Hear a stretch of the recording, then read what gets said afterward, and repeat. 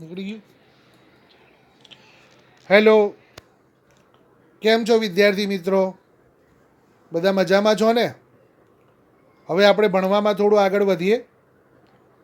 આગળ જે પહેલું લેક્ચર આપણે લીધેલું હતું તેમાં તમારા આંકડાશાસ્ત્ર વિષયના પહેલા ભાગમાંથી પહેલું ચેપ્ટરની સમગ્ર થિયરીને આપણે અભ્યાસ તરીકે તૈયાર કરેલી હતી. મને આશા છે કે તમે બધાએ થિયરી તૈયાર કરી હશે અને જે પણ તેના સૂત્ર છે એ બધા સૂત્રો તમે તૈયાર કર્યા હશે. એક વસ્તુ યાદ રાખજો મિત્રો કે આંકડાશાસ્ત્ર વિષય એ જો સૂત્ર આવડતા હશે તો એના જેવો સરળ કોઈ વિષય તમારા અભ્યાસક્રમમાં નથી.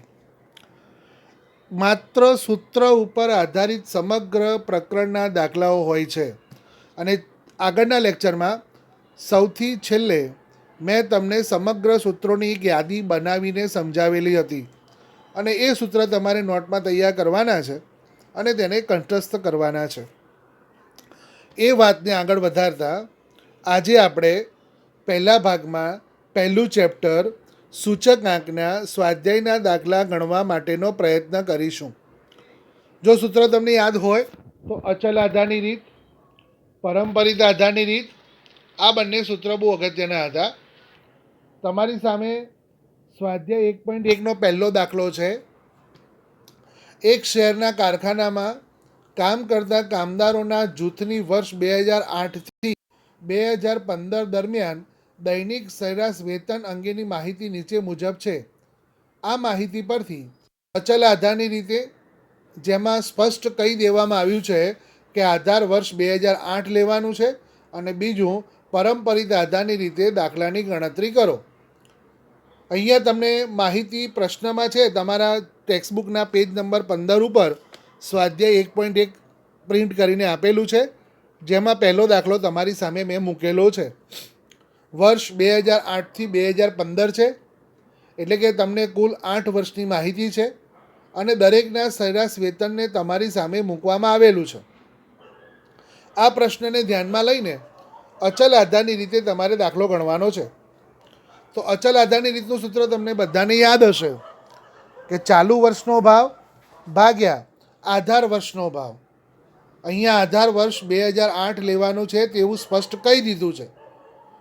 પણ જો મિત્રો 2008ના બદલે ન કહ્યું હોય કે કયું વર્ષ આધાર તરીકે લેવાનું છે તો હંમેશા યાદ રાખજો માહિતીનું પ્રથમ વર્ષ એ આધાર વર્ષ છે. એટલે કે જે પ્રશ્નમાં આધાર વર્ષ લેવા માટેની સૂચના આપેલી ન હોય કે કયું વર્ષ આધાર તરીકે લેવું, તો માહિતીનું પ્રથમ વર્ષ એ આધાર વર્ષ તરીકે લેવાશે. અહીંયા તો તમને 2008 કહી દીધું છે, તો એના માટે દાખલાની ગણતરી કરવા તમારે આ પ્રમાણેના કોલમ બનાવવા પડશે. પહેલું કોલમ તમારું બનશે વર્ષ, કે જે માહિતીમાં છે. બીજું છે દૈનિક સરેરાશ વેતન, એ પણ માહિતીમાં છે. અને ત્રીજું છે અચલ આધારની રીતે સૂચકાંક ગણવા માટેનું સૂત્ર. સૂચકાંક P1 એટલે કે ચાલુ વર્ષનો ભાવ ભાગ્યા P0 એટલે કે આધાર વર્ષનો ભાવ અને ગુણ્યા 100. આધાર વર્ષનો ભાવ આધાર વર્ષ 2008 છે એટલે આધાર વર્ષનો ભાવ 275 લેવાશે. હવે આ દાખલાની ગણતરી કઈ રીતે થશે? દરેક વર્ષના ભાવમાં ભાગાકારમાં 2008નું સરેરાશ વેતન મૂકવાનું છે. જેમ કે પહેલું 275 છે એ 2008નો ભાવ 2008ના આધાર તરીકે લેવાનું છે, ભાગ્યા 275 ગુણ્યા 100 એટલે તમારો જવાબ આવશે 100. એ પ્રમાણે 2009નો વેતન છે 284. 284ના ભાગાકારમાં 275 મૂકવાના છે, કારણ કે 2008નો ભાવ 275 છે. તો 284 ભાગ્યા 275 ગુણ્યા 100 એટલે તમારો જવાબ આવે 103.27. 2010માં 289 વેતન છે. 289 ભાગ્યા 2008નો ભાવ 275 ગુણ્યા 100 એટલે 289 ભાગ્યા 275 ગુણ્યા 100 તમારો જવાબ 105.09. આમ દરેકે દરેક વર્ષના સરેરાશ વેતનમાં ભાગાકારની અંદર આધાર વર્ષને ભાવને ગણવાના છે. એટલે કે દરેકના નીચે 275 તમારે મૂકવાના છે. આ રીતે અચલ આધારની રીતે દાખલાની ગણતરી થશે અને મેં તમારી સામે આ 2015 સુધી ગણતરી કરીને બતાવેલી છે. આ એક દાખલો પૂરો થયો તેમ કહેવાય. હવે આ જ રકમને ધ્યાનમાં લઈને તમારે પરંપરિત આધારની રીતે દાખલાની ગણતરી કરવાની છે. પરંપરિત આધારની રીત માટેનું સૂત્ર છે ચાલુ વર્ષનો ભાવ ભાગ્યા અગાઉના વર્ષનો ભાવ ગુણ્યા 100. હવે મિત્રો યાદ રાખો, પહેલા વર્ષ માટે એટલે કે 2008 માટે 2008 માટે 2007નો ભાવ તમને આપેલો નથી, તો તમારે જવાબ 100 મૂકવાનો છે. કારણ કે જ્યારે અગાઉના વર્ષનો ભાવ ન હોય ત્યારે તમારો જવાબ 100 છે. એટલે 275 ભાગ્યા 275 ગુણ્યા 100 એટલે તમારો જવાબ 100 આવશે. ત્યાર પછી 284 2009નો ભાવ ભાગ્યા 275, કારણ કે અગાઉનું વર્ષ એના માટે 2008 આવે અને 2008નો ભાવ 275 છે એટલે ભાગ્યા 275 ગુણ્યા 100 એટલે જવાબ 103.27 આવે. ત્યાર પછી 2010ના ભાગાકારમાં 2009નો ભાવ મૂકવાનો છે. 2010નો ભાવ 289 ભાગ્યા 2009નો ભાવ 284 ગુણ્યા 100. ફરક મિત્રો તમને બંનેનો દેખાશે, એટલા માટે મેં સાથે કોલમ બનાવ્યા છે. બોર્ડની પરીક્ષામાં બંને રીતના દાખલા એક જ પ્રશ્નમાં પૂછાતા નથી. આ તો તમારી સમજ બરાબર થાય તેના માટે મેં સાથે કોલમ બનાવ્યા છે, જેનો તફાવત તમને અહીંયા દેખાશે. જો આધાર વર્ષની રીતે ગણતરી કરતા હોઈએ તો દરેકના ભાગાકારમાં અચલ આધારના વર્ષના ભાવને લેવાના છે. એટલે કે દરેકના ભાગાકારમાં આપણે 275 મૂક્યા છે. જ્યારે અહીંયા પરંપરિતમાં અગાઉના વર્ષનો ભાવ મૂકવાનો છે. જેમ કે 2010ની વાત કરીએ તો 2010નો ભાવ છે 289, એના ભાગાકારમાં 2009નો ભાવ 284 ગુણ્યા 100 એટલે તમારો જવાબ આવશે 101.76.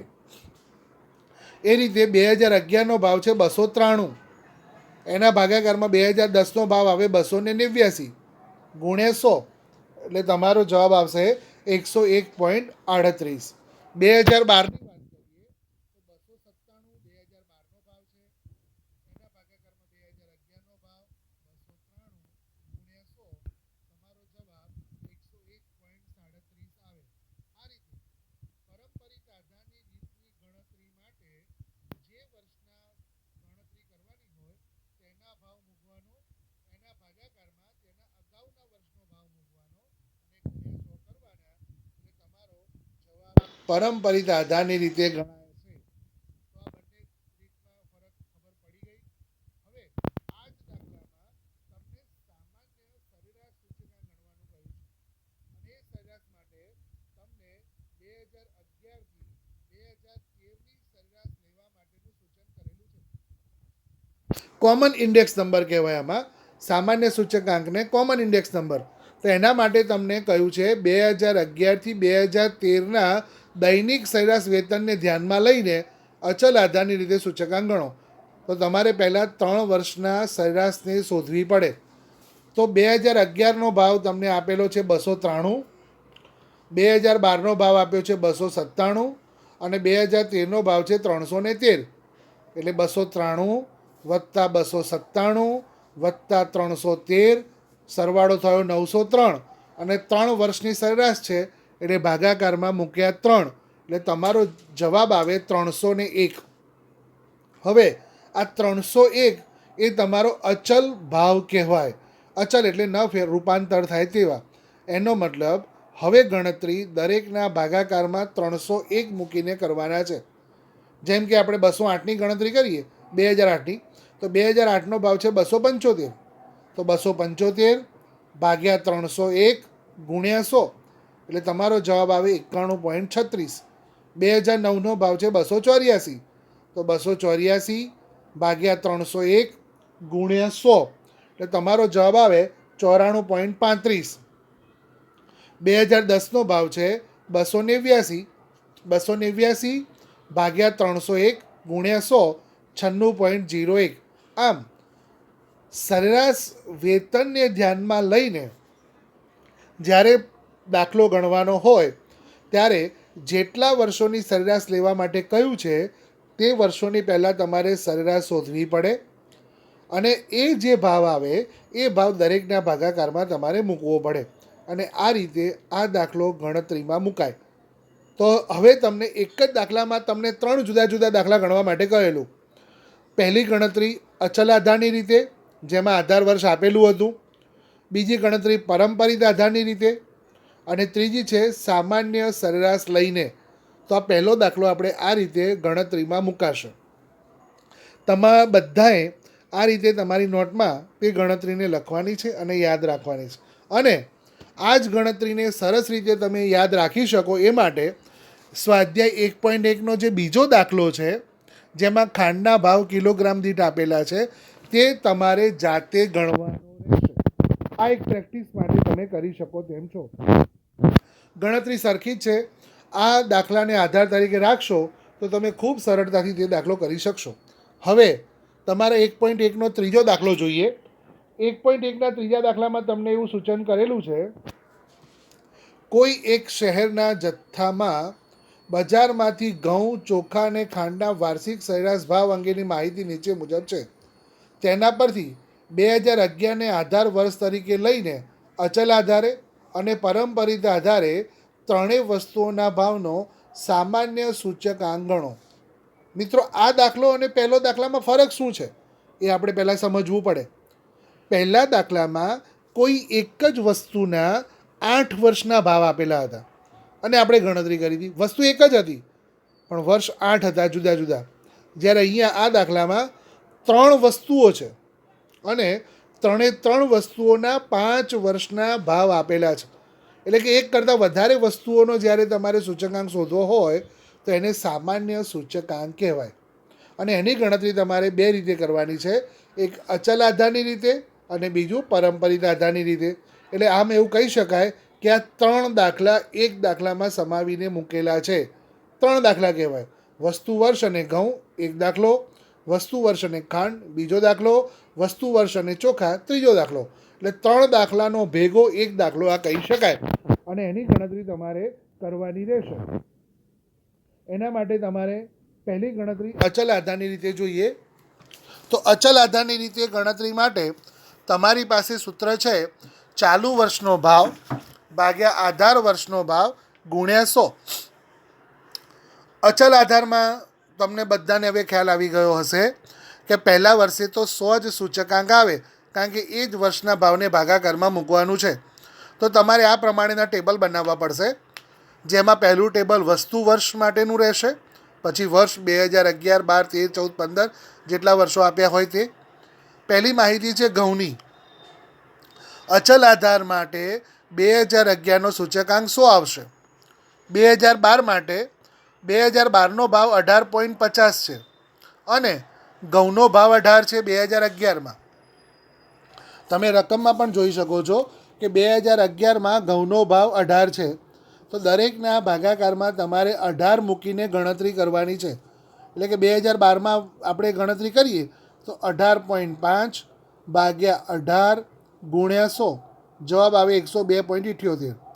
13ની ગણતરી વિચારીએ, 18.9 ભાગ્યા 18 ગુણ્યા 100 જવાબ આવે 105.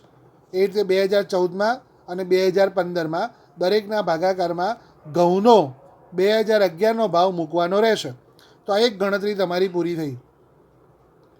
તે પ્રમાણે ચોખાની વાત કરીએ તો 2011માં ચોખાનો ભાવ 30 છે. તો દરેકના ભાગાકારમાં તમારે 30 મૂકવાના રહેશે.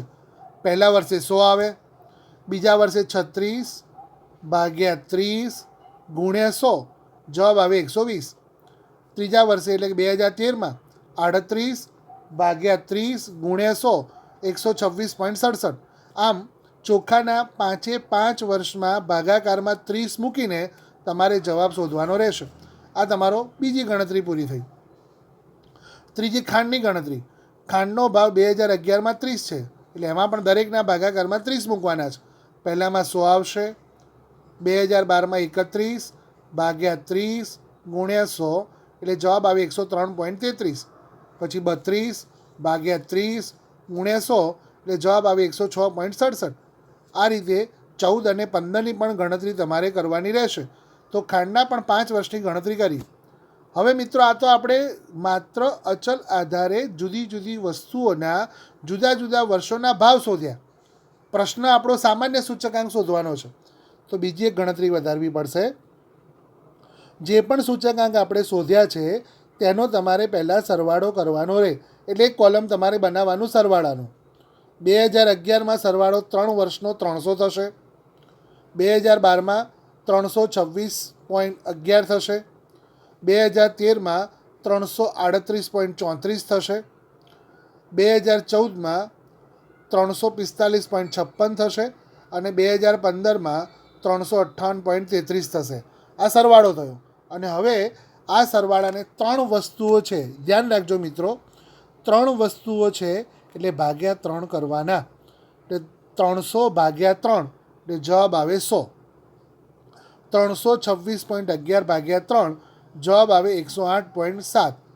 338.34 ભાગ્યા 3 112.78. 345.56 ભાગ્યા 3 115.19 અને 358.33 ભાગ્યા 3 જવાબ આવે 119.44. અને હા જે જવાબ આવ્યો એ તમારા પ્રશ્નનો જવાબ કહેવાય.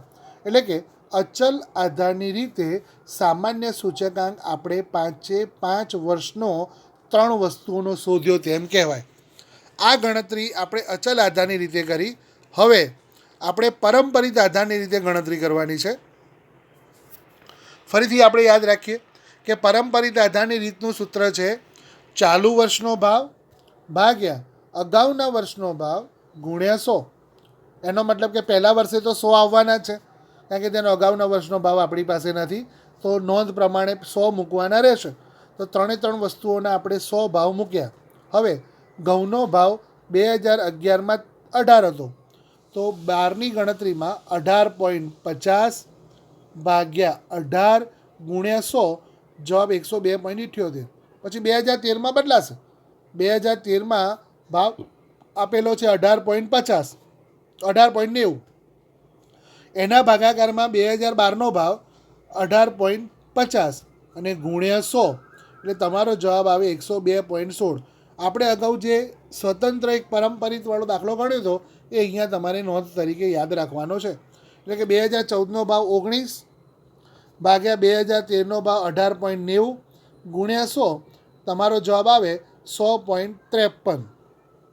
2015માં 19.50 ભાગ્યા 19 ગુણ્યા 100 102.63. તો આ પરંપરિત આધારની રીતે તમે ઘઉંના સૂચકાંકની ગણતરી કરી તેમ કહેવાય. હવે ચોખાની વાત કરીએ તો ચોખામાં પહેલા વર્ષે 100, મિત્રો બરાબર ધ્યાન રાખજો. બીજા વર્ષે 36 ભાગ્યા 2011નો ભાવ 30 ગુણ્યા 100 એટલે 120. 2013ની વાત કરીએ તો 38 ભાગ્યા 2012નો ભાવ 36 ગુણ્યા 100 105.56. એ પ્રમાણે 2014ની ગણતરી, એ પ્રમાણે 2015ની ગણતરી. આગળના ભાવને તમારે ભાગાકારમાં મૂકવાના રહેશે. એમ ગણતરી ચોખાની પૂરી થઈ. એ પ્રમાણે ખાંડની વાત કરીએ તો પહેલા વર્ષે 100, પછી 2012નો ભાવ છે 31 ભાગ્યા 2011નો ભાવ 30 ગુણ્યા 100 103.33. 2013માં 32 ભાગ્યા 31 ગુણ્યા 100 103.23. એ પ્રમાણે 2014ની ગણતરી, 2015ની ગણતરી. અને આ રીતે 3 વસ્તુઓના પરંપરિત આધારે સૂચકાંક શોધવાના છે. આ તમારા પ્રશ્નોના જવાબ નથી, આ માત્ર જવાબની તરફ જવા માટેની ગણતરી છે. હવે આગળના દાખલામાં જે પ્રક્રિયા કરી હતી એ પ્રમાણે તમારે 3નો સરવાળો કરવાનો રહેશે. તો 3નો સરવાળો કરીએ તો 2011નો સરવાળો 300 થશે.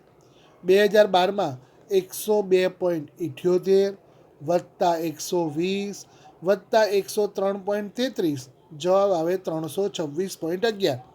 એ પ્રમાણે 2013ના 3નો જવાબનો સરવાળો, 2014ના 3 જવાબનો સરવાળો, 2015ના 3 જવાબનો સરવાળો. આ સરવાળો આવ્યા પછી સામાન્ય સૂચકાંક શોધવા માટેનું સૂત્ર છે આપેલ સરવાળો ભાગ્યા 3. કેમ 3? કારણ કે અહીંયા 3 વસ્તુઓ છે. ફરીથી યાદ કરાવું છું. જો પ્રશ્નમાં 4 વસ્તુ હોય તો ભાગ્યા 4, 5 વસ્તુ હોય તો ભાગ્યા 5. જેટલી વસ્તુ છે એટલા વડે તેને ભાગવાના રહેશે. એટલે તમારો પહેલો સૂચકાંકનો જવાબ આવશે 100. 2012નો જવાબ આવશે 326.11 ભાગ્યા 3, 108.70. 310.95 ભાગ્યા 3, 103.65. એ જ પ્રમાણે 2014નો ભાવ અને એ જ પ્રમાણે 2015નો ભાવ. તો આ તમારું સામાન્ય સૂચકાંકની ગણતરી અચલ આધારની રીતે અને પરંપરિત આધારની રીતે પૂર્ણ થઈ. એના પછી તમારો દાખલા નંબર 4 આપણે ગણવાનો પ્રયત્ન કરીએ. એની અંદર તમને બળતણને લગતી 5 વસ્તુઓના 2012 અને વર્ષ 2014ના ભાવ આપેલા છે. 2012ને આધાર તરીકે લઈને બળતણની 5 વસ્તુઓના ભાવનો સામાન્ય સૂચકાંકની ગણતરી કરો અને તે ભાવમાં કેટલો વધારો થાય છે તે જણાવો. મિત્રો, અહીંયા તમને એક જ પ્રકારના લક્ષણો ધરાવતી વસ્તુઓ આપેલી છે. જેમ કે બળતણ, તો બળતણ માટે વીજળી, ગેસ, દિવાસળી, કેરોસીન અને લાકડું, આ બધી વસ્તુઓ તમને આપેલી છે. તેના 2 વર્ષના ભાવ આપ્યા છે. 2012નો ભાવ અને 2014નો ભાવ. 2012 એ આધાર વર્ષ કહેવાય, 2014 એ ચાલુ વર્ષ કહેવાય. આધાર વર્ષના ભાવને આપણે P0થી ઓળખીએ છીએ અને ચાલુ વર્ષના ભાવને આપણે P1થી ઓળખીએ છીએ. તો હવે આ દાખલાની ગણતરી કરવા માટે આપણે આ પ્રમાણેના કોલમ બનાવવા પડશે. અહીંયા આધાર વર્ષ તરીકે 2012નો ભાવ છે એટલે કે P0 લેવાના છે. ચાલુ વર્ષ તરીકે 2014ને લેવાના છે એટલે કે P1 લેવાના છે.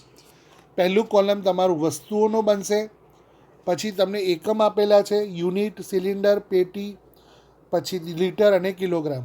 ત્યાર પછી 2012નો ભાવ આપ્યો છે 3 વીજળીનો ભાવ, 345 ગેસનો ભાવ, દિવાસળી 1 રૂપિયો, કેરોસીન 15 અને લાકડું 12. એ રીતે વસ્તુનો ભાવ 2014નો આપ્યો છે જેને P1 કહેવાશે. હવે આપણે જે સૂત્ર છે એ P1 ભાગ્યા P0 એને ધ્યાનમાં લઈને ગણતરી કરવાની છે. અથવા P1 ભાગ્યા P0 ગુણ્યા 100 કરો તો પણ તમને ફાવે. તો અહીંયા આપણે P1 વીજળી માટે વિચારીએ તો 3.5 છે. તો 3.5 ભાગ્યા 3, તમારો જવાબ 1.1667. આ તમારો વીજળીનો ભાવ આવ્યો. એ પ્રમાણે 370 ભાગ્યા 345, 1.0725. 1.50 ભાગ્યા 1 દિવાસળીના ગણતરીમાં 1.5. આ પ્રમાણે તમારે પહેલાં ભાવ સાપેક્ષ ગણવાનો છે. હવે આપણે એના સામાન્ય સૂચકાંકને ગણવાનું છે. તો સામાન્ય સૂચકાંક મેં તમને કહ્યું કે જેટલા પણ સૂચકાંક શોધ્યા હોય તે બધાનો તમારે સરવાળો કરવાનો છે. તો આ જે પણ ભાવ શોધ્યા છે, વીજળીનો 1.1667, ગેસનો 1.0725, દિવાસળીનો 1.5000, કેરોસીનનો 1.3333, આ બધાનો સરવાળો 6.3225 આવ્યો. 3225 અને કુલ 5 વસ્તુઓ આપેલી છે. તો સૂત્રમાં જુઓ, 5 વસ્તુઓના ભાવનો સામાન્ય સૂચકાંક 6.3225 ભાગ્યા 5 ગુણ્યા 100. કારણ કે સૂચકાંકની ગણતરી ગુણ્યા 100 દ્વારા થશે. તો તમારો જવાબ આવે 126.45. ખ્યાલ આવી ગયો? અગાઉના દાખલામાં 3 વસ્તુ હતી તો ભાગ્યા 3 કર્યા હતા. આ દાખલામાં 5 વસ્તુ છે તો ભાગ્યા 5 કર્યા અને તમારો જવાબ આવ્યો 126.45. હવે પ્રશ્નમાં કહ્યું છે કે તે સમગ્ર ભાવમાં કેટલો વધારો થયો છે. આધાર તરીકે સૂચકાંક 100 લેવામાં આવે છે. હવે તમારો જવાબ 126.45 આવ્યો. એનો અર્થ એવો થાય કે 100 કરતાં 26.45%, એટલે કે 126.45 માઇનસ 100 બરાબર 26.45% વધારો થયેલો છે તે આપણે જાણી શક્યા. અને આ રીતે તમારું સ્વાધ્યાય 1.1 પૂર્ણ થયું. મિત્રો, 1.1ની અંદર આપણે 3 રીતોનો અભ્યાસ કર્યો. પહેલી રીત છે અચલ આધારની રીત, જેનું સૂત્ર છે ચાલુ વર્ષનો ભાવ ભાગ્યા આધાર વર્ષનો ભાવ ગુણ્યા 100. બીજી રીત છે પરંપરિત આધારની રીત, જેનું સૂત્ર છે ચાલુ વર્ષનો ભાવ ભાગ્યા અગાઉના વર્ષનો ભાવ ગુણ્યા 100. ત્રીજી રીત છે સામાન્ય સૂચકાંક અચલ આધારની રીતે, પરંપરિત આધારની રીતે. તો અચલ આધારની રીત પ્રમાણે દરેકે દરેક વસ્તુના ભાવ શોધીને એને 3 વડે કે 5 વડે ભાગીને સામાન્ય સૂચકાંક શોધવાનો, અને 5 વસ્તુ હોય તો 5ને શોધવાના, અને એક સરેરાશ શોધવાની છે. આ પ્રમાણેના આપણે દાખલા 1.1માં ગણ્યા. હવે રૂપાંતર કરવા માટેના દાખલા આવશે.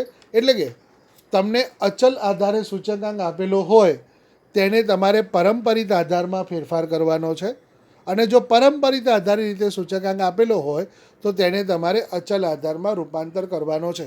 આ માટેના સૂત્રો તમે પહેલાં જોયેલા હશે, છતાં હું તમને ફરીથી અત્યારે યાદ કરાવી દઉં કે જો તમારે પરંપરિત આધારના સૂચકાંકમાં અચલ આધારમાં રૂપાંતર કરવું હોય તો તમારે સૂત્ર યાદ રાખવાનું છે ચાલુ વર્ષનો પરંપરિત આધારે સૂચકાંક ગુણ્યા ચાલુ વર્ષના અગાઉના વર્ષનો અચલ આધારે સૂચકાંક.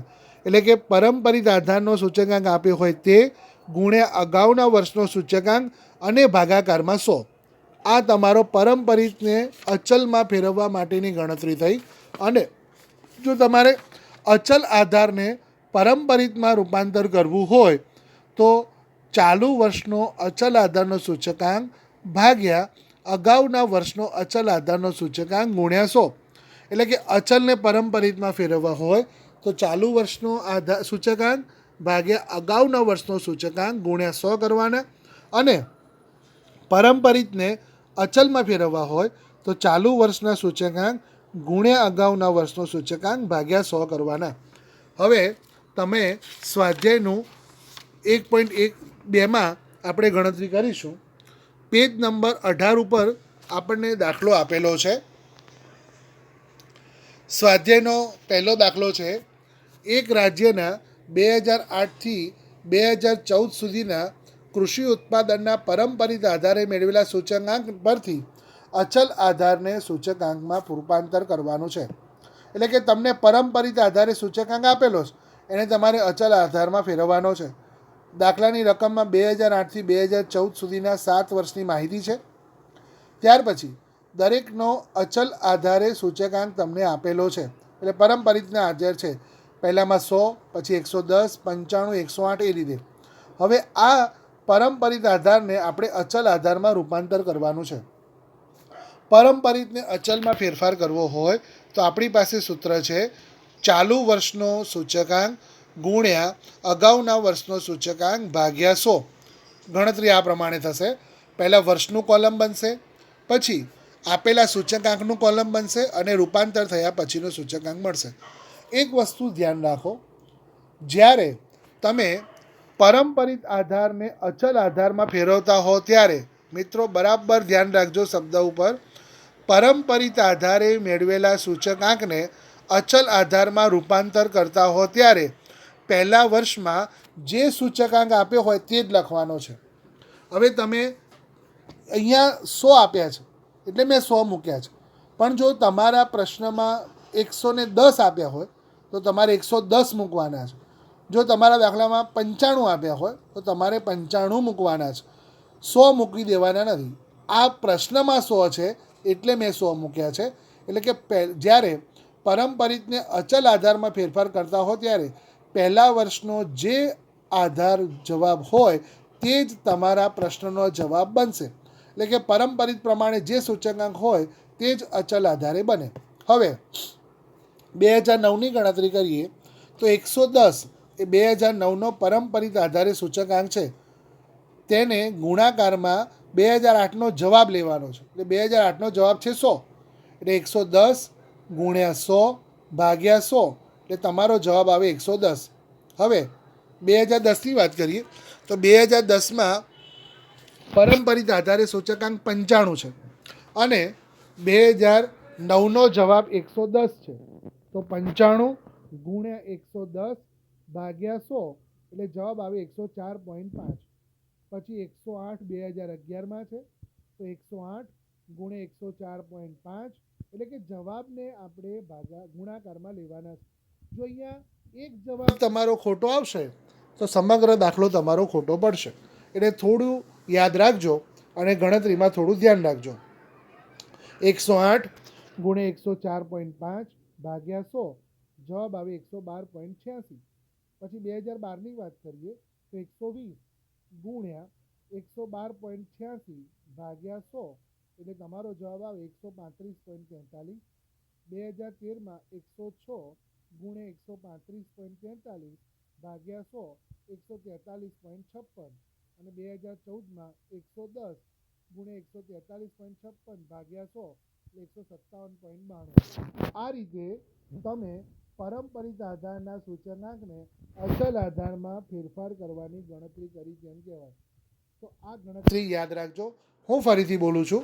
પરંપરિતને અચલમાં રૂપાંતર કરવા હોય તો પહેલા વર્ષના જવાબ જે પ્રશ્નની આંકડાકીય માહિતી છે તે જ લખાશે. અહીંયા 2008માં 100 છે તો તમારો જવાબ 100 બને. જો 2008માં 90 હોય તો તમારો જવાબ 90 બને. જો 110 હોય તો 110 બને. આ યાદ રાખવાનું રહેશે. હવે તમારા 1.2નો બીજો દાખલો આપણે ગણવાનો પ્રયત્ન કરીએ, જેમાં આપણને એવું કહ્યું છે વર્ષ 2007-8ને આધારે વર્ષ તરીકે લઈ નીચે આપેલા યંત્ર અને યંત્ર સામગ્રીના જથ્થાબંધ ભાવના અચલ આધારના સૂચકાંક પરથી પરંપરિત આધારના સૂચકાંક મેળવો. એટલે કે આ પ્રશ્નમાં તમને અચલ આધારનો સૂચકાંક આપેલો છે, એને તમારે પરંપરિતમાં રૂપાંતર કરવાનો છે. આગળનો દાખલો આપણે પરંપરિત આપેલો હતો એને અચલમાં રૂપાંતર કરવાનો હતો. આ દાખલામાં અચલ આપેલો છે તેને પરંપરિતમાં રૂપાંતર કરવાનો છે.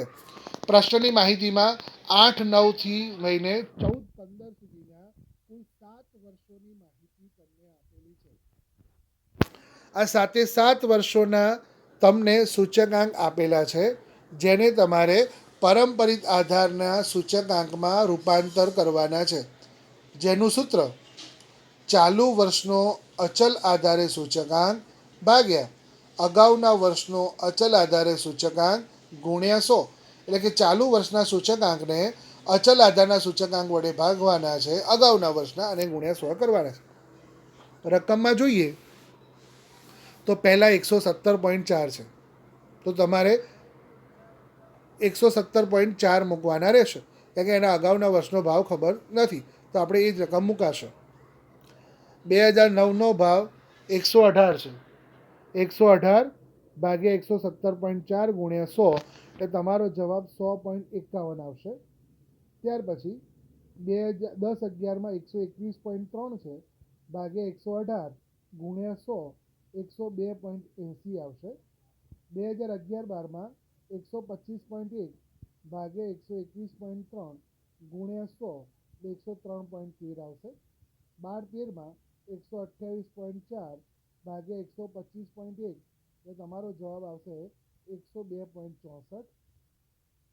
13-14માં 131.6 ભાગ્યા 128.4 ગુણ્યા 4 ગુણ્યા 100 એટલે તમારો જવાબ 102.49 આવશે. અને 14-15માં 134.6 ભાગ્યા 131.6 ગુણ્યા 100 તમારો જવાબ 102.28 આવશે. તો આ પ્રમાણે તમારે ગણતરી કરવાની રહેશે. તો મિત્રો યાદ રહ્યું. હવે આ પ્રમાણે તમારે રૂપાંતર કરવા માટેના દાખલા બરાબર રીતે તૈયાર કરવાના છે. સ્વાધ્યાય 1.2માં કુલ 4 દાખલા આપ્યા છે, જેમાં પહેલો દાખલો પરંપરિત આધારને અચલમાં ફેરવવાનો આપણે જોયો. બીજો દાખલો અચલ આધારને પરંપરિતમાં ફેરવવાનો છે. ત્રીજો દાખલો એ અચલ આધારને પરંપરિતમાં છે, જે તમે આ રેફરન્સથી ગણી શકો તેમ છો. અને ચોથો પરંપરિત આધારને અચલમાં ફેરવવાનો છે, એ પણ તમે આ રેફરન્સથી ગણી શકો છો. એટલે તમે સરળતાથી આ ચેપ્ટરના 1.1 અને 1.2ને ગણી શકો તેમ છો.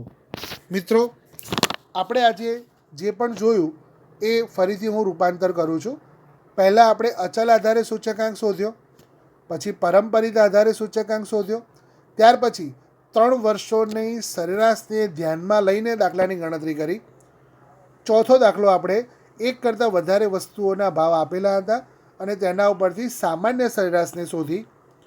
આગળ ગણતરી આપણે અચલને પરંપરિતમાં ફેરવ્યા અને પરંપરિતને અચલમાં ફેરવ્યા.